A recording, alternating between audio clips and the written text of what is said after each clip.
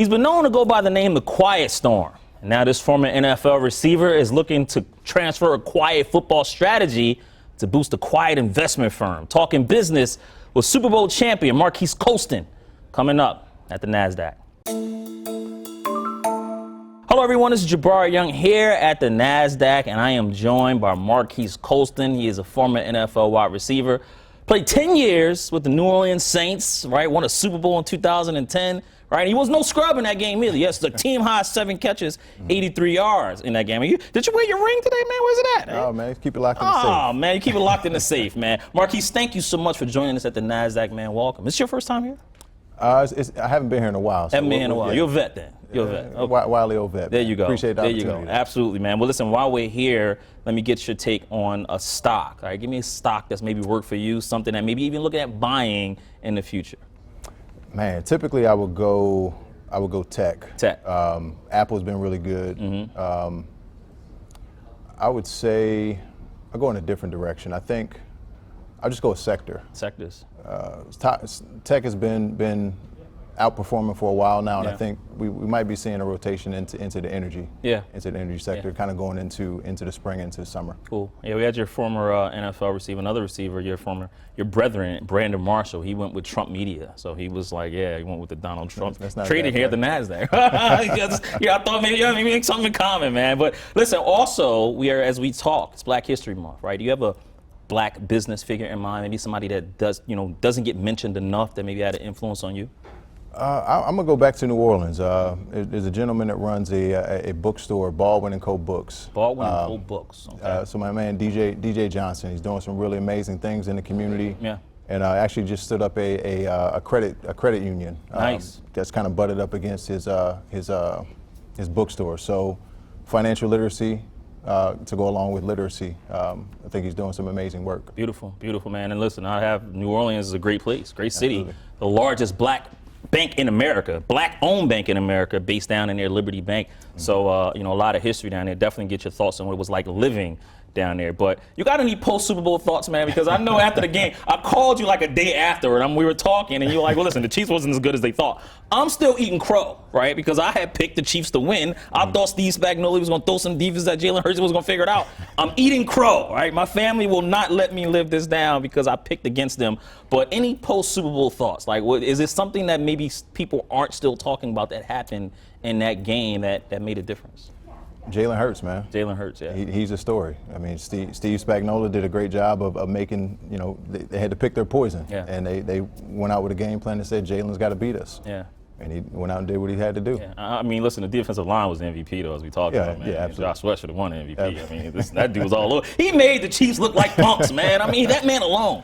But any big post-offseason prediction? It's still early. It's very, very early. A lot can happen. But I was talking to some friends of mine in Dallas who covers the team, and he's like, man, listen, a signing here, a signing there, a receiver there, who knows, the Cowboys right back at the top. And I started to think about it different. Like, yes, this is what makes the NFL so great, because season to season things change. Mm-hmm. But any big postseason prediction that maybe you are keeping an eye on that could happen?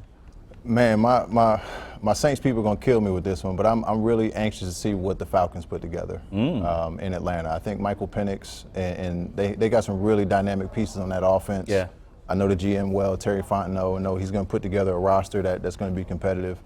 So I'm anxious to see what Michael Penix does with that offense and in a division that's not been the greatest over the last handful of years.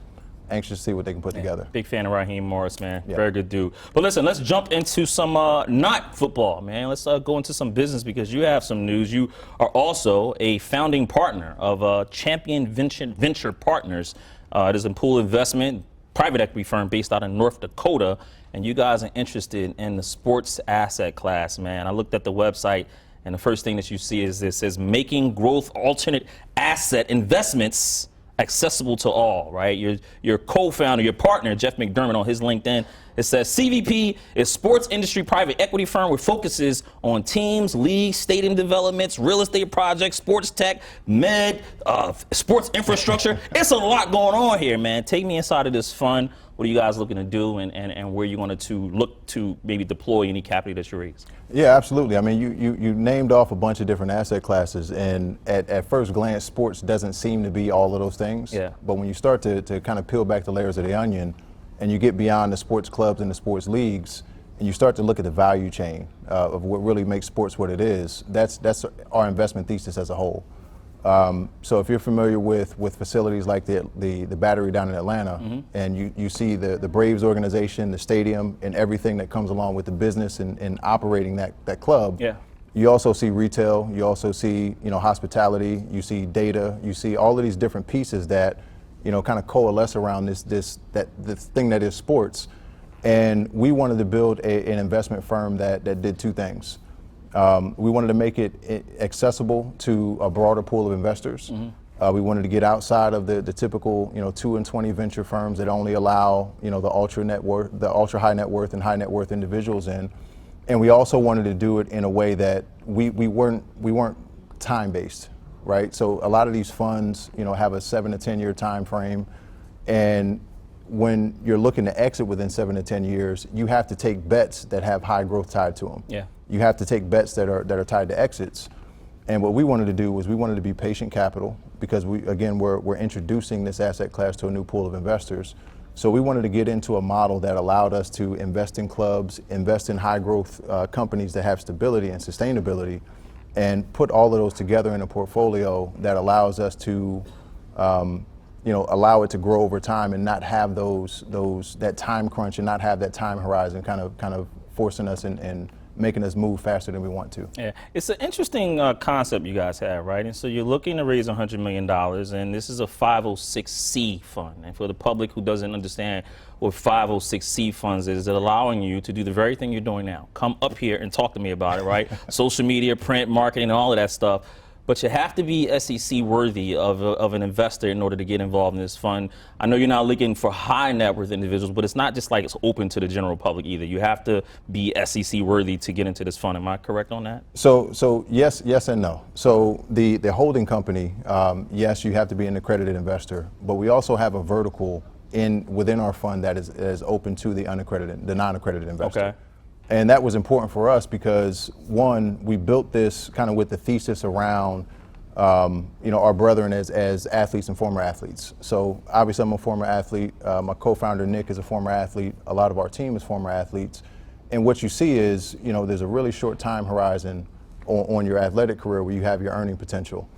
And once you retire, whether you retire on your own volition or they kick you out and say you can't play anymore, you're kind of left bridging the gap between your playing career and when you can access your benefits. And it's really hard to find opportunities to make the same kind of money. And what ultimately happens with a lot of guys and a lot of players is they go from accredited investors to non-accredited investors over time. They don't meet the income thresholds, or they might not meet the net worth thresholds. And we wanted to build a vehicle that solved for that player, but at the same time, we realized we were solving a greater challenge for the retail investor. So that vertical that allows the non-accredited investor in is the part that gives access to an asset class that's typically, most people are typically left out of that conversation, left out of the room. Yeah. So take me into this, man. Like, give me an example, right? Let's say I'm Jabari Young, the great cornerback, right? Ball hitter dude, smooth, right? He's just great on the field, right? Kind of like Nnamdi Asomugha. I like Nnamdi because he was very quiet, but he was a closed, very closed down corner. But I say, hey, Marques, you have this fund. Here go $5 million. What are you doing with my money? It's going to drop into this. It's not going to be that easy, by the way, but go ahead. Yeah. I figured that part out. We'll drop it into this pooled investment vehicle, and it'll be pooled with everyone else's capital. It's a blind pool, and what we're going to do is we'll invest in really two buckets of assets. We'll invest in teams and leagues, whether it's European soccer, whether it's the women's soccer league, the NWSL that's propped up. So we'll invest in teams and leagues and clubs. And the other bucket is going to be sports tech investments, sports medicine investments, some retail, hospitality investments, with the goal to take this club that we probably will have minority ownership in and bring outside influence, because we have this portfolio of technology companies that can make the club operate more efficiently. So really building an ecosystem. So your capital is really going to be deployed into this portfolio that is pretty diverse and has these different levels of growth potential based on the vertical that we're investing in. Yeah, and then you take that money and that's been raised, and you said it's about $7 million. How long do you guys usually invest? Like, I know some firms, because you're looking at the Series A type companies, right? Yep. Those growth companies. And so 3 to 5 million, like when you acquire or you want to invest in these companies, how much are you guys looking to put out there? So again, depending on the vertical, the earlier the stage, the smaller the check size. Right. Obviously, to get into the clubs and leagues, that's a different kind of conversation. That's 7-8 figures. But ultimately, it depends on the vertical and the stage. What's the minimum? The minimum we'll probably deploy is probably $250,000 into an earlier stage technology company. And the max is? The max, we don't have a max quite yet. It depends on the next club that crosses our desk. All right. Now, you still, when you talk about investing in sports leagues, you still have to get permission from the leagues. Am I assuming that because of your history that you're going to start with the NFL first because they just opened up some private equity opportunities there? Are you going to seek them first? No, we're actually looking at emerging leagues first. Okay. Emerging leagues like one league volleyball, and there's some great people that's doing some great things over that way. Those type of opportunities on the radar. I mentioned European soccer. That's appealing to us, because they have some different protocols, and we're able to get access through our network. The NFL, NBA, those are probably a little further out for us. Yeah. One, just because of those access points. Yeah. And two, because of the check size. Yeah. Like as an early fund, we want to be, we want to truly be fiduciaries. We want to be able to spread the wealth and spread the investment across, the different verticals, so that we have an opportunity to create the growth that we're looking for. We don't want to be too overweight just to say that we're in, the NBA or the NFL. Yeah. How much has been raised so far? So we've raised $100 million in equity, okay. And we've really built this platform to where we have a handful of investment vehicles that are run by professionals and experts.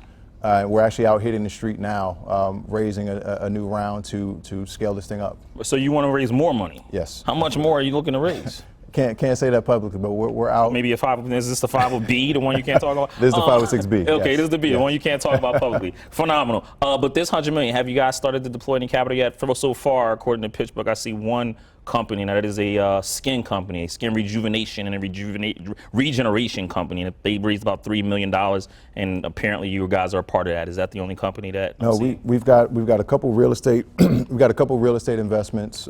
We've actually invested in a service-based company. Nice. That comes in and they if you look at a stadium and the operations of a stadium, they kind of come in on the hospitality side, whether it's plumbing, it's HVAC.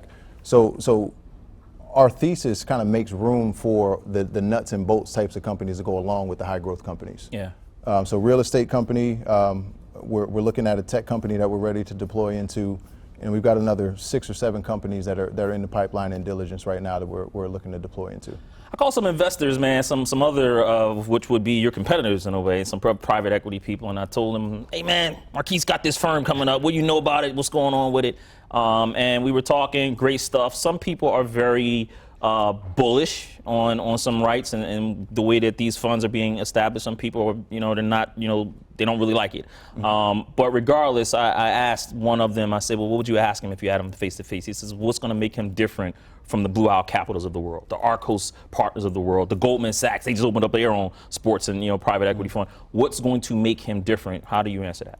I always say this: what we do is not different.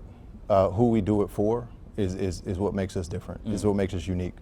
The typical private equity firm, they're 2 and 20 types of models, and they are targeting the accredited investor, the high net worth, ultra high net worth.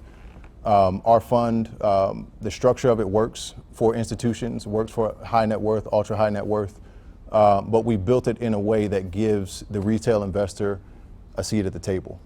And when you think about sports and you think about the value of sports and the value of sports in our community, it's one of the few things that really connects us all. So I've transitioned from my days as a player to now I'm a parent that's paying into the club and the travel system. And I look at my new peers, and there are not very many meaningful ways.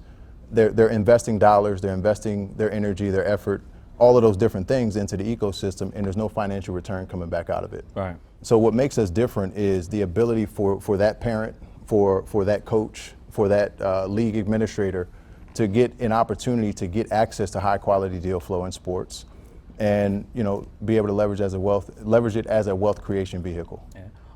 Marques Colston like in business? Like, you're on the field. I remember playing with you in Madden, right? And so you were my third down guy. If I knew I needed somebody, I'm like, I'm throwing to Marques because you had the height and everything. On the field, man, again, you were called the quiet storm because people who are not diehard football fans may not remember you, but you were effective, man. Like, you had about 5,000-yard seasons, and again, you helped the Saints win a Super Bowl, played with Drew Brees, man. But what are you like in business? Is any of that strategy that you learn on the field get applied to business off it, and if so, how? It's 1,000% strategy. It took me a while to figure out how to translate the strategy and the preparation from the field and translate it into business. Just partially because it's not, the perception is different. So what I typically lean into is the process of breaking down a defense, the process of understanding not just what the defense wants to do, but who I am and how I can affect the defense. Yeah. That strategic mindset is what I bring into the business world. And ultimately, the positioning of this firm, the positioning of, like I said before, we don't do the investment business is not different for us. It's who we do it for. That unique positioning. Those are the types of things that just really trying to leverage the perspective, the unique perspective that I have as an athlete, the unique perspective that I have as someone who did not come up in this venture capital world, did not have access to it growing up, and understanding that there are vastly more people that have my experiences and my perspectives than came up in the venture capital game. Leveraging that perspective first and leveraging that perspective to build solutions that are innovative, build solutions that really speak to a broader audience. That's what I would want to hang my hat on as a businessman. Yeah. Biggest positive surprise post NFL life? Biggest positive surprise? Biggest positive surprise is I really do understand strategy because I played the wide receiver position at the highest level. And being able to convert a lot of the skill sets and a lot of the preparation that came with preparing for a game, preparing my body for a season, being able to midstream adjust and being able to not just do the job, but do the job in a way that was unique to my skill set, unique to my physical abilities, and go out and play it at a different level and play it in a way that hasn't really been seen. Those things translate and have translated 110%. And that's been the biggest surprise, just figuring out how to unlock that and realizing how effective it can be. What about negative surprise? The biggest negative surprise post NFL? The flip side of that coin. Perception dictates opportunities. And, I walk into a lot of rooms and have over the years walked into a lot of rooms, and the perception of who I am and who I was supposed to be the mascot. I was supposed to be, the endorser. Those kind of dictated those early opportunities for me. And the ability to, stay who I was and remain who I was at my core probably cost me a lot of opportunities. I know it probably cost me some Pro Bowls on the field, but the long game and playing the long game and, kind of remaining, that integrity piece is huge for me. Yeah. And, always remaining who I am and operating from a place of comfort and operating from a place of really firmly understanding your purpose. It's taken a while to kind of navigate and overcome some of that perception, but I think we're pretty close to the surface now. Yeah. Let's hit reset, man. Go back to the days when maybe Mario Nintendo was out. Nintendo back when we had to blow the cartridge. Some of y'all might not get the reference, but it's all good though. You grew up in Harrisburg, right? Not too far from Philly, where I grew up. What was that like? Because I have friends that grew up in Harrisburg, and every time I talk to them, they're trying to get the hell out of there. They come to Philly. What was that like for you growing up in Harrisburg? It was, man. Harrisburg's always been a smaller version of Philly. Yeah. It was an amazing time. It was an amazing space and time. Just coming up in the 90s, as an 80s baby, growing up in the 90s, sports was everything, man. Yeah. Just that ability to go outside and just hoop, just play pickup, just go outside and just spend so much time outside with your friends. That's really what kind of molded me. Been playing sports since I can remember. Been playing football since I was 7. My family's kind of always been that community family. Grew up watching my dad, be that community coach. Big Jim. Yeah. Yep. And just taking so many of the lessons that he taught, and he didn't know he was teaching at the time. I still see a lot of those lessons and a lot of the things that he was able to do in the community, still drive me and kind of fulfill my purpose today. Yeah. So it was an amazing time, man. Yeah. What's the biggest thing that you learned from your mom? I know she was an employee at the health department and Yep. paid for a very long time, passed away. Both your parents, the biggest thing you learned from her? Man, so many lessons. She was the person that, so Big Jim was the personality. He was the big personality in the community, but she was the person that was at the house that was, quietly keeping everything together. So she operated with an integrity and a quiet confidence that I still pull from today. And, she taught me what it looked like to just be selfless, to be a selfless provider, a selfless, person that creates value in your community. And again, a lot of those lessons, a lot of just watching her move and watching her navigate, create value for other people and not ever want to take any of the credit. A lot of that is in my personality. It's kind of in my DNA. And I'll never forget one of the last things she told me a couple days before she passed is she spent a lot of her life as a caretaker for other people. Yeah. And one of the last things she told me was, I've got to figure out how to take care of me first. And, taking that experience in that moment in time and starting to learn that you can only pour from a cup that's full, that life lesson it's a crazy time to learn that life lesson, but it's something that I've tried to apply, since then. And figuring out ways to be that support system, be that anchor in the community, but also finding those times to unplug and refill your cup so you can refill others. Yeah, absolutely, man. Did you go on your senior prom? No, I didn't. You didn't go on your senior prom? I was trying to how does a quiet guy ask a girl to go out on the senior prom? Like, what does he do? What does he say? You skipped the senior prom. Yeah, I did. You regret that? I don't. You don't regret the senior? I don't. Man, that's crazy. A lot of people regret not I'm an inside guy, man. I like being inside. Yeah, I see that. You didn't go to senior prom. Everybody goes to senior prom, man. You missed the great adventures afterwards, man. You're crazy. You didn't go to senior prom. I get there one of them days. One of the things that struck me interesting about you is that you had got hurt in college. You went to Hofstra, and the injuries. You still decided to get an NFL shield tattooed on you, right? Because that was your way of speaking it into your existence. Like, yo, I'm gonna get to football, and then you get to the NFL, drafted in the 7th round, right? And you sign a 3-year, $1.1 million contract. $1.1 million for 3 years. These dudes nowadays coming in, that's probably unheard of to them. Yeah. For 1.1, they could make that a weekend in college with this NIL money, right? 1.1, man, but what immediately stood out is that you dedicated yourself to the craft to have that longevity, right? Ended up still, cashing out, your overall career over 40 million. But, what was, if you had to choose one word to describe your career overall, what would that word be and why? Man, that's a good question. It was a grind, man. Grind. It was a grind. Coming from Hofstra, I knew the odds when I stepped on campus, but I didn't care about the odds. I stepped on campus with the confidence that I was going to Alabama. And some will call it crazy, some will call it irrational, but it just was what it was. And, the ability to watch the guys before me, but having to put in 4 years of work, consistent work at that level to get recognized, I think set the stage. And the injury that you mentioned, that happened in my senior year. So I had a really good junior year, I think ended up as an All-American, got hurt, had to redshirt my senior year and come back for a 5th year. And that red shirt really kind of changed my whole mentality because it's the first time in my life that I was without football. From the time I was 7 to up until that point, I'd never missed a season. So having to go through that and come back for my senior year, I kind of came back with a love for the game that was different. And at that point, it didn't matter to me where the opportunity came from. It didn't matter if it was first round, if it was free agent. I knew that I was capable of doing something significant at the next level, and all I was really looking for was an opportunity. And when the Saints presented that opportunity, I had to walk in and play a position I'd never played in my life. I'd never played in the slot. For 4 years in college, I played the left wide out. Never played on the right side of the field, never played in the slot at all.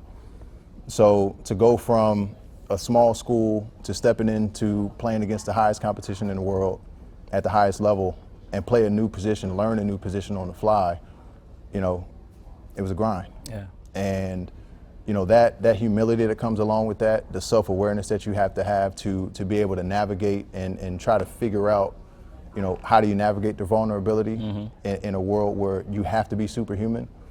That set the stage for not just the next 10 years of my career and what it took to you know, compete at 22 versus competing at 32, because it looks drastically different, right? So it set the stage for that next 10 years of my career, but ultimately it set me on a trajectory that has allowed me to do things like launch CVP in a way that, you know, people are going to tell me I'm not supposed to be here. But if you look at my trajectory and my path, that's been every step of the journey for me. Yeah, and you get a chance to play with Drew Brees, right? I mean, again, some receivers, you need a good quarterback. I mean, some guys you can make the quarterback, you know, the Randy Mosses of the world, no disrespect. But I mean, to have a guy like Drew Brees that's throwing you the ball, I mean, that has to take a load off. Like, you have a favorite Drew Brees story that nobody knows about? Oh, man. I think everybody understands the kind of competitor that Drew is. But what I had to learn on the fly is that Drew can really hoop. Like, Drew play ball. Drew can hoop. Drew's an athlete. Did he cross you over? Nah, man, we're on the same team.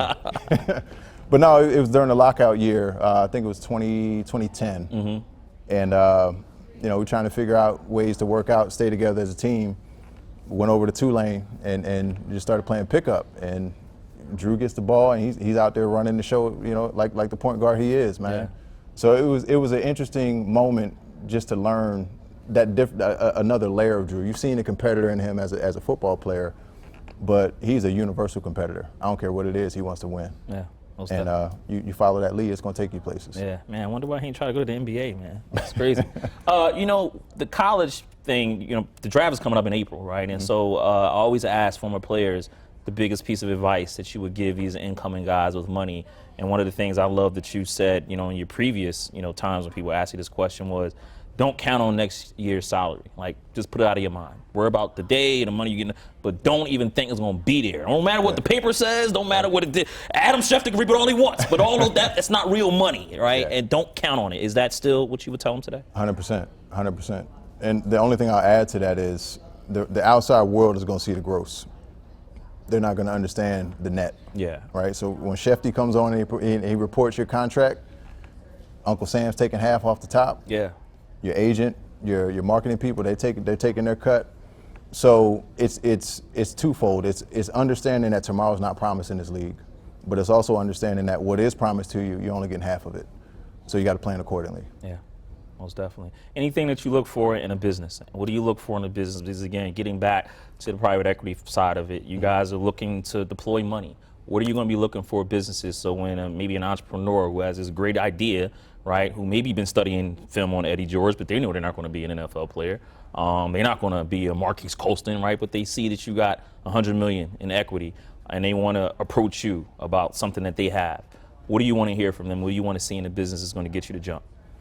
I think the number one thing outside of the nuts and bolts, you got to have a good team. You got to have a good founder with a vision, and you know all the intangibles that every other investor speaks about, the grit, tenacity, and you know, all of those intangibles that are going to help you navigate the tough times they actually break through. But I would say the one technical thing that we really look for is broadly applicable technology. And you know, you've kind of always seen that, you know, coming through the intersection of sports and tech. You see how some of these products start in sports and then they kind of migrate and make their way into the medical world, or they start in sports and they make their way into other places. Those are the types of investments, those are the type of companies that we're looking for. Like I said before, our ecosystem play is one that we want to be able to take companies that are really good companies that have really high growth potential and be able to plug them into these different places. And broadly applicable tech allows us to do that. And you know, the more markets that you can, you know, create, if you can create a solution that is applicable in multiple markets, it's just going to give you more bites at the apple. And ultimately, you know, that's really what this thing is about. Can you get opportunities and execute on them? What about the entrepreneur? What do you want to see in them? What's the one trait, right? Just the one trait that maybe you want to see in all entrepreneurs when they come in and they ask you for money? A hungry humility. Hungry humility. That's a few words, but I'll take it. Though, okay? Hungry humility. Hungry humility. Yeah. Okay.